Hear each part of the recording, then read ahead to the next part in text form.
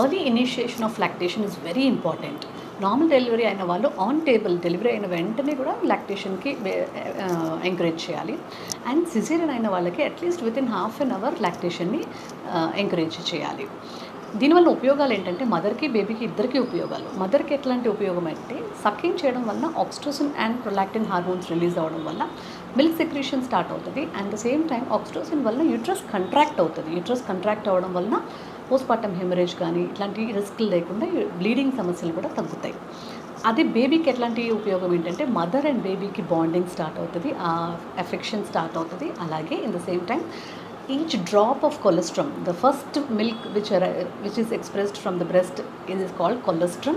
అందులో అన్ని immunoglobulins, antibodies అన్నీ ఉంటాయి, చాలా important. Each drop is important.